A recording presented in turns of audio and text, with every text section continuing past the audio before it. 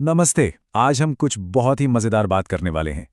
वो काम जो हम रोज करते हैं बिना सोचे समझे, लेकिन वही काम स्पेस में एस्ट्रोनॉट्स के लिए एक बहुत बड़ी चुनौती कैसे बन जाते हैं। तो सवाल यह है, जब ग्रेविटी ही नहीं है, मतलब कोई भी चीज नीचे नहीं खिंचती, तो फिर रोने या नहाने जैसे सिंपल से काम कैसे किए जाते होंगे। मतलब सोचने में भी कितना अजीब लगता है ना। तो चलिए इसी में थोड़ा और डीप में जाते हैं। हम ऐसी 3 नॉर्मल चीजों पर नजर डालेंगे जो स्पेस में जाकर बिल्कुल बदल जाती हैं। हम अपनी गिनती 3 से शुरू करेंगे। और हाँ, एक बात पक्की है, जो आखिरी वाला है ना, वो तो आपको सबसे ज्यादा हैरान कर देगा। तो शुरू करते हैं हमारी उल्टी गिनती नंबर 3 से। एक ऐसी चीज जिसके बारे में हम कभी सोचते भी नहीं। तो नंबर 3 पर है रोना। देखिए, धरती पर तो जब हम रोते हैं तो आंसू बहने से मन हल्का हो जाता है, एक तरह का इमोशनल रिलीज मिलता है।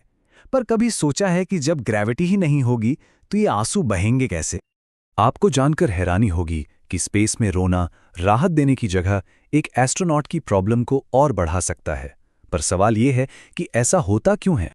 देखिए, सारा खेल है ग्रेविटी और सरफेस टेंशन का।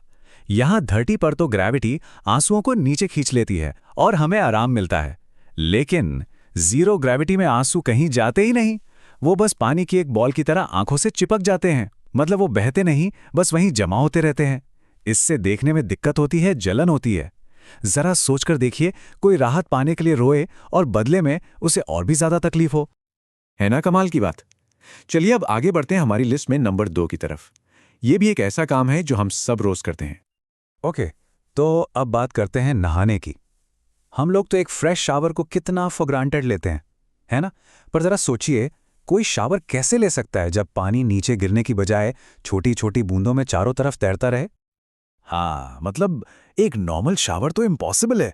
पानी तो हर जगह फैल जाएगा और स्पेस स्टेशन के जो सेंसिटिव इक्विपमेंट हैं उन्हें खराब कर देगा। तो फिर एस्ट्रोनॉट्स खुद को साफ कैसे रखते हैं? वेल, इसका जो सोल्यूशन है ना, वो काफी सिंपल और स्मार्ट है। ये सब एक बहुत ही क्लेवर पानी बचाने वाले सिस्टम पर काम करता है। वो लोग क्या करते हैं कि एक खास लिक्विड सोप में भीगे हुए तौलिए से एक तरह का स्पंज बाथ लेते हैं। और बालों का क्या? बालों के लिए वो एक नो रिंस शैम्पू यूज करते हैं। मतलब ऐसा शैम्पू जिसे पानी से धोने की जरूरत ही नहीं। बस बालों में लगाया, तौलिए से पोंछा और हो गया काम। हमारी सोच से काफी अलग है, पर यह तरीका काम करता है। और अब बारी है हमारी लिस्ट के नंबर 1 की। तैयार हो जाइए, क्योंकि ये वाला शायद इन सब में सबसे अजीब है। हम सब दिन में कम से कम 2 बार तो ब्रश करते ही हैं। मतलब ये एक आदत है, राइट? पर क्या हो अगर कोई कहे कि स्पेस में इस सिंपल सी आदत का जो एंड है वो बहुत ही अजीब होता है। देखो, शुरुआत तो बिल्कुल नॉर्मल होती है। एस्ट्रोनॉट्स अपना टूथब्रश लेते हैं, उस पर टूथपेस्ट लगाते हैं और दांत साफ करते हैं। सब कुछ एकदम हमारे जैसा, बस तब तक जब तक कि ब्रश करना खत्म नहीं हो जाता। अब यहीं पर आती है असली चुनौती। सिंक में थूक तो सकते नहीं।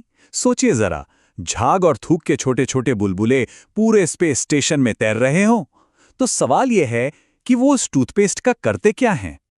इसका जवाब शायद हैरान कर दे। वो उससे निगल जाते हैं। जी हाँ, बिल्कुल सही सुना। एस्ट्रोनॉट्स एक खास तरह का एडिबल यानी खाने लायक टूथपेस्ट इस्तेमाल करते हैं जो सेफली डाइजेस्ट हो जाता है। तो जब उनका ब्रश हो जाता है तो वो उसे बस निगल लेते हैं। ना थूकने का झंझट, ना कोई गंदगी। है ना ये कमाल की बात? तो जब हम इन सारे एग्जाम्पल्स को देखते हैं ना, तो एक कॉमन चीज सामने आती है। तो इससे हमें क्या पता चला? चाहे वो आंसू हों जो गिरते नहीं, शावर जो लिया नहीं जा सकता, या फिर वो टूथपेस्ट जिसे निगलना पड़ता है, स्पेस हमें ये सिखाता है कि जिन चीजों को हम बिल्कुल नॉर्मल मानकर चलते हैं वो असल में ग्रेविटी का एक तोहफा है। और ये इंसानी दिमाग का भी एक शानदार उदाहरण है कि हम कैसे सबसे मुश्किल हालात में भी जीने और काम करने के तरीके ढूंढ ही लेते हैं। और ये बात हमें सोचने पर मजबूर करती है कि और कौन कौन सी ऐसी आम रोजमर्रा की चीजें होंगी जिन्हें हम कोई अहमियत नहीं देते, लेकिन वही चीजें स्पेस में जाकर एक बहुत बड़ी चुनौती बन जाती होंगी।